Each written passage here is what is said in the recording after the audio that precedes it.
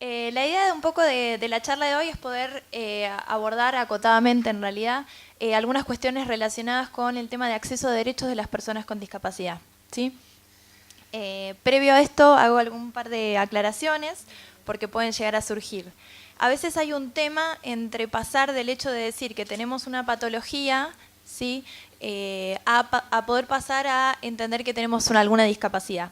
En este caso, muchas de estas patologías que nosotros tenemos generan discapacidad, que vendría a ser la pérdida de alguna función visual, ¿sí?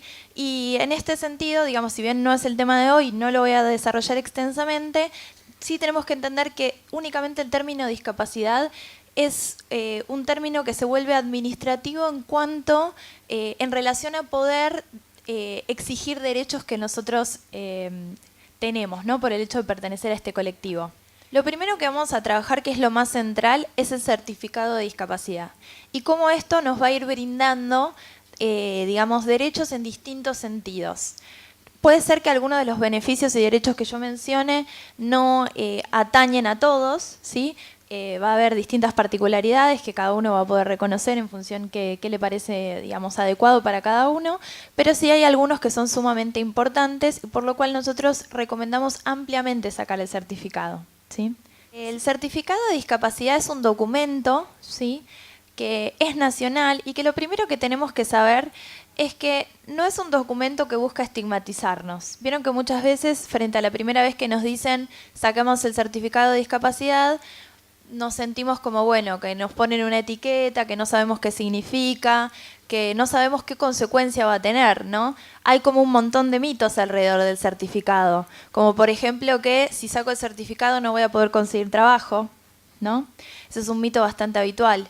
O que va a constar en algún listado donde, no sé, una empresa puede fijarse que yo tengo certificado de discapacidad. Lo primero que tenemos que entender entonces en este sentido es que el certificado de discapacidad es una instancia puramente administrativa. No significa más que eso. Solamente, y en sí misma no significa nada. Imagínense que si yo saco el certificado y lo guardo en un cajón, es exactamente lo mismo que nada, ¿sí? El certificado me sirve en tanto y en cuando yo lo uso para acceder a los derechos que el Estado prevé solamente para el colectivo de personas con discapacidad. No sirve para nada más. Y no tiene ninguna limitación. ¿Por qué es esto? Primero que nada, es importante saber que el certificado de discapacidad, si bien es un documento público, es confidencial. ¿Qué significa esto? Que si yo no muestro mi certificado de discapacidad, nadie puede saber que yo lo tengo, ¿sí? Ni siquiera un agente del Estado puede saber que yo tengo certificado de discapacidad si yo no se lo muestro, ¿sí? Está protegido por ley de datos, ¿sí? Así que en ese sentido, digamos, no nos va a afectar para absolutamente nada. En segunda instancia, este es un documento que también es transitorio, ¿sí? Todo certificado de discapacidad vence. Los que tienen certificado lo deben saber que tiene su fecha de vencimiento, ¿sí? Ningún certificado es eterno. Y esto es justamente porque, uno, la condición de salud puede ir cambiando a lo largo del tiempo y es necesario verificarlo. Nosotros estamos justamente reunidos en esta asociación con la búsqueda, ¿no?, de los posibles tratamientos que puedan llegar a surgir. Y por otra cuestión, que es que la discapacidad no se da solamente porque una persona tenga un déficit médico, sino que la discapacidad se va a dar cuando la persona tiene una patología, pero además se encuentra con cosas que le limitan el acceso a un derecho. Por ejemplo, nosotros, si vamos a estudiar a la escuela y no tenemos los textos ampliados o no nos los facilitan con una computadora con lector de pantalla, ahí nos vamos a encontrar en situación de desventaja con el resto de los alumnos. Ahí nace la diferencia. No porque yo tenga una patología, sino porque la escuela me tendría que haber brindado las herramientas para que yo estudie en igualdad de condiciones con las demás. ¿Se entiende? Con lo cual, también lo que nos puede llegar a cambiar es nuestra relación con el entorno. Por ahí el día de mañana conseguimos una sociedad muy inclusiva, muy accesible, que brinde todo esto de por sí, y ya podríamos cuestionar el hecho de tener una discapacidad porque estaríamos en igualdad de derechos con todos, ¿sí? Bien, igual esto, si bien es una temática muy larga, la digo así muy brevemente. Bueno, entonces, lo que está en pantalla es un certificado único de discapacidad, que es vieron, lo deben tener mucho ya, es el modelo nuevo, es el que ahora tienen todas las provincias, ¿sí? Que es el que está, es tamaño oficio y tiene como papel moneda. Los que tienen certificados viejos que siguen vigentes, siguen vigentes hasta que se venzan, pero ya cuando los renueven van a tener el nuevo formato, ¿sí? Esto es importante porque pasó todo el país a certificar bajo las mismas normas, que antes no era así, ¿sí? Y también es importante porque este certificado, si bien yo lo saco en el lugar donde yo vivo, me sirve en todo el país por igual. Una cuestión importante que a veces solemos cuestionarnos, ¿no? ¿En qué momento yo alcanzo a tener una discapacidad? Porque yo puedo tener un diagnóstico, puedo tener una patología, pero puedo dudar de si accedo o no a certificado de discapacidad. Tener un diagnóstico no me implica necesariamente tener una discapacidad. ¿Por qué? Por ejemplo, yo tengo enfermedad de Stargardt. Cuando yo empecé con la enfermedad tenía 7 años. Veía 9 en 10. No tenía discapacidad porque no tenía una pérdida de la función visual, pero sí ya tenía un diagnóstico, ¿sí? Entonces, veamos entonces cuándo sí podemos acceder al certificado de discapacidad. Bien, ¿cuándo podemos acceder? Obviamente, toda persona ciega, y en el caso de la baja visión, van a ser aquellas personas que tengan de agudeza visual, en el mejor ojo, 3 en 10. ¿Vieron en las líneas del cartel del oftalmólogo? Ahí hay una imagen justamente del cartel del oftalmólogo. ¿Vieron cuando se ve, por ejemplo, las primeras 3 líneas? ¿No? En el mejor ojo tenemos que tener 3 en 10. Y en el caso del campo visual es un campo menor a 10 grados. ¿Sí? Esas son las personas que van a poder certificar. Esto es importante que lo sepamos. ¿Por qué? Porque a veces nosotros consultamos a nuestro médico por esto, ¿no? Le consultamos al oftalmólogo si podemos certificar discapacidad. Y la verdad es que los oftalmólogos no saben de estas normativas. Entonces por ahí le estamos delegando la confianza en la decisión de acercarnos o no, y en realidad ellos por ahí pensaron que solamente las personas ciegas accedían, que hemos escuchado oftalmólogos diciendo eso. Así que es importante, digamos, en ese sentido, se pueden acercar y nosotros los asesoramos con respecto a eso. ¿Cómo se tramita el certificado? Uno saca el certificado de discapacidad en su provincia o en su municipio, ¿sí? Entonces, si bien es el mismo certificado, si yo vivo en Ciudad de Buenos Aires, lo tengo que sacar en ciudad. Si yo vivo, por ejemplo, en Provincia de Buenos Aires, lo voy a tener que sacar en mi municipio, ¿sí? ¿Qué es lo más importante de esto? ¿Dónde podemos ver toda esta información? En la página del Servicio Nacional de Rehabilitación. La página del Servicio Nacional de Rehabilitación es el que va a tener la información más actualizada. ¿Por qué? Porque ellos son los que coordinan la certificación en todo el país. Nosotros ni bien entramos a la página del SNR, vamos a ver que dice automáticamente sacar certificado de discapacidad, ingresamos ahí y nos va a poner un listado de cada provincia.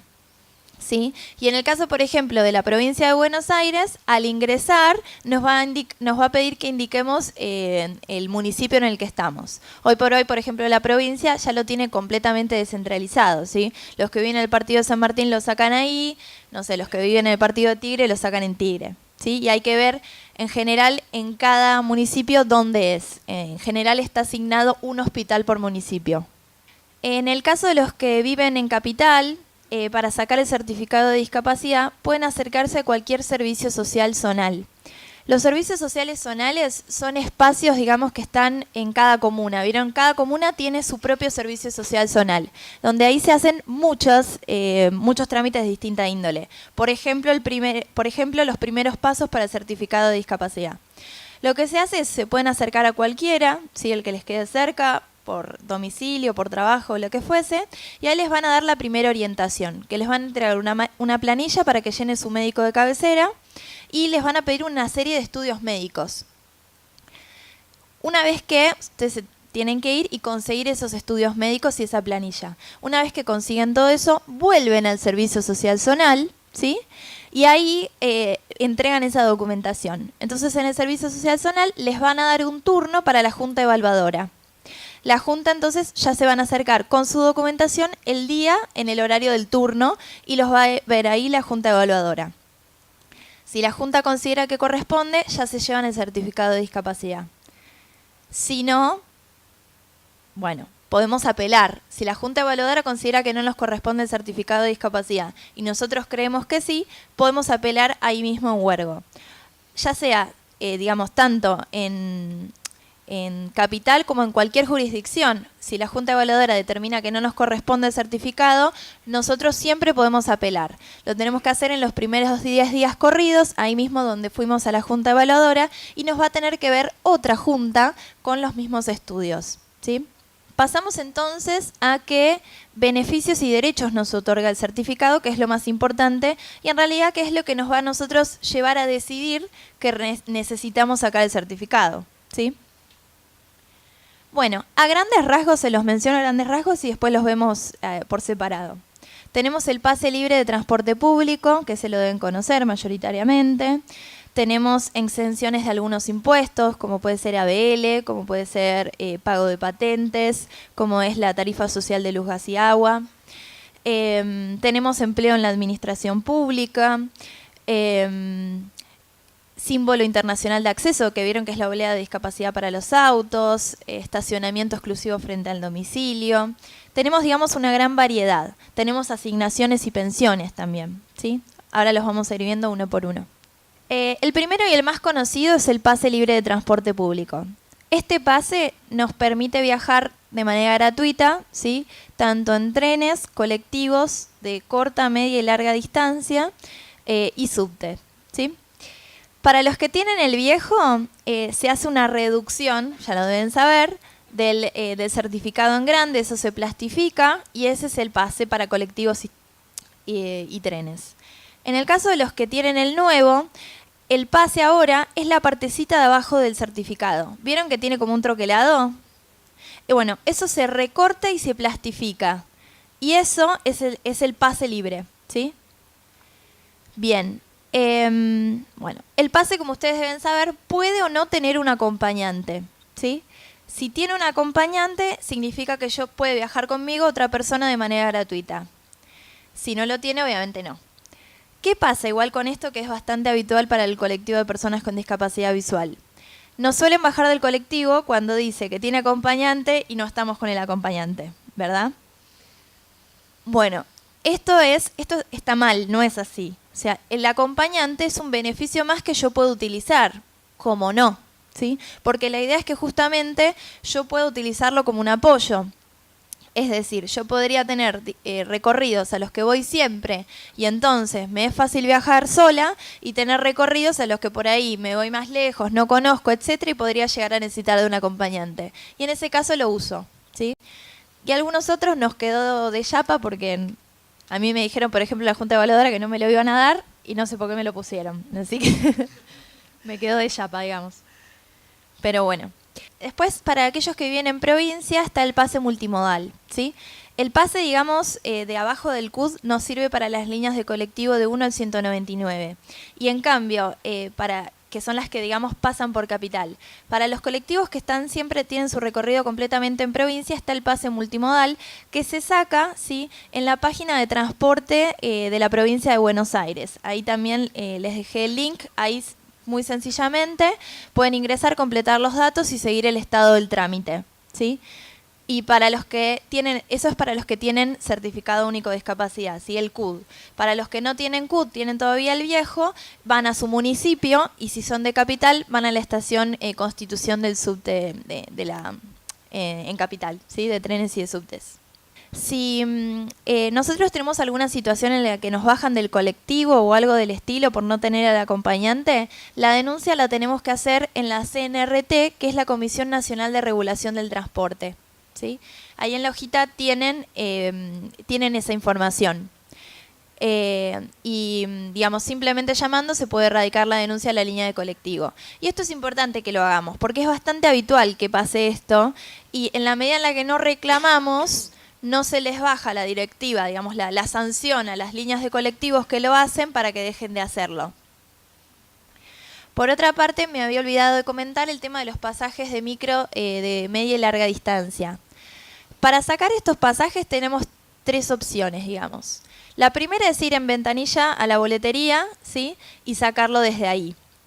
Si tenemos ya el CUD, lo podemos sacar también por web a través de una página que es, digamos, una plataforma que desarrolló también esta Comisión Nacional de Regulación del Transporte a partir de todos los problemas que había de las innumerables, digamos, empresas de micros que nos decían que no tenían ya cupo para viajar, etcétera. Así que esa es la otra opción, y si no, nos podemos acercar a las oficinas de la CNRT, como por ejemplo la que está en Puente Cero en Retiro.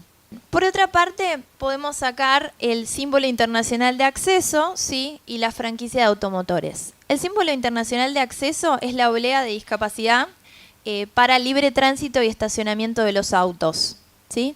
Esto lo puede sacar cualquier persona con discapacidad, ¿sí? No hay limitación, y no necesariamente tiene que tener auto. ¿Por qué? Porque la persona se podría manejar, por ejemplo, en remises o en taxis, ¿sí? Y lo transporta consigo, ¿sí? Así que, digamos, esto se saca en el Servicio Nacional de Rehabilitación. Para los que vivimos a menos de 50 kilómetros del Servicio Nacional de Rehabilitación, estamos obligados a presentarnos y a presentar la documentación que se nos pide. Y para los que viven de 50 kilómetros a más, lo que hacen es presentar la documentación por correo, ¿sí? Pero no hay otra sede del país donde esto se tramite. Sí o sí es en el Servicio Nacional de Rehabilitación, que queda, vieron, en la calle Ramsay, 2250. Bien, después, por otra parte, tenemos la franquicia para la compra de automotores. Esto parece muy lindo, pero es difícil acceder. Esto lo que hace, digamos, es sacar los impuestos para la compra de automotores. El IVA, si es un auto nacional, y no, bueno, no sé, los impuestos de los autos importados. Sin embargo, no es sencillo acceder. Para acceder vamos a tener que pasar por otra junta evaluadora, que no es la del certificado de discapacidad, en la que le tenemos que demostrar que no obtenemos ninguna forma de viajar en transporte público solos. Así que, si se determina que no se puede viajar en transporte público, efectivamente van a dar la franquicia. Si no, no. Bien. Después tenemos algunos impuestos, algunos beneficios fiscales de exención, digamos, de impuestos. Hay uno que es el que más se menciona, que es la exención de ABL. Pero la verdad, por lo menos en Capital Federal, no creo que haya ninguna propiedad que acceda, porque el límite es para propiedades que valen menos de 75.000 pesos. No existe, digamos. Así que creo que en Capital nadie lo debe estar utilizando. No sé si en provincia tiene valores mejores, pero entiendo que no. Después, por otra parte, tenemos exención del pago de patentes, ¿sí? Si esto se hace en rentas de cada provincia, digamos, de cada jurisdicción. Por ejemplo, los de Capital lo hacen en sus comunas. Vieron que hay una oficina de rentas en cada comuna.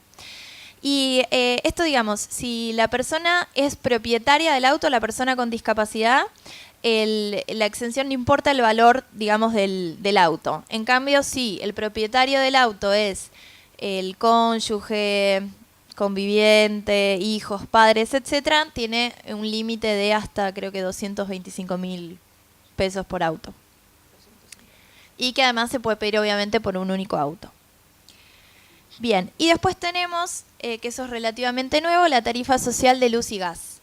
Esta tarifa la pueden pedir personas con discapacidad y con certificado de discapacidad, pero deben tener como requisito que tengan una única propiedad, ¿sí? Y que tengan, si tienen algún auto, tiene que tener más de 15 años de antigüedad. Si no, no. Para hacerlo también ahí tienen esta tramitación, lo pueden hacer ahí a través de la página web o llamando al 0800 que tienen ahí también el papel. Después, el certificado de discapacidad origina a través de la ley 22431 algunas asignaciones y pensiones. No sé si la conocen, pero está, por ejemplo, la asignación universal por hijo con discapacidad, ¿sí? Esto es para aquellas personas que pueden cobrar la AUH, pero que sus hijos tienen alguna discapacidad, entonces el monto es mayor. Esto se tramita en ANSES y es para personas que están desocupadas, ¿sí? O que trabajan en la economía informal, que son monotributistas sociales o trabajadores domésticos. Si no, si los padres, por ejemplo, en este caso, tienen algún empleo, pueden pueden, digamos, obtener no la AUH, sino la asignación familiar por hijo con discapacidad. Es hasta cierto monto de ingresos, ¿sí? No es que cualquier empleado puede recibirlo, pero bueno, ya sí es para personas que trabajan en relación de dependencia o son monotributistas, ¿sí? O también reciben algún beneficio del sistema previsional. Esto se saca en ANSES, ¿sí? Llamando, el número de ANSES es el 130 y llamando, digamos, reciben enseguida, digamos, toda la información de cómo deben tramitarlo en la sede más cercana a su domicilio.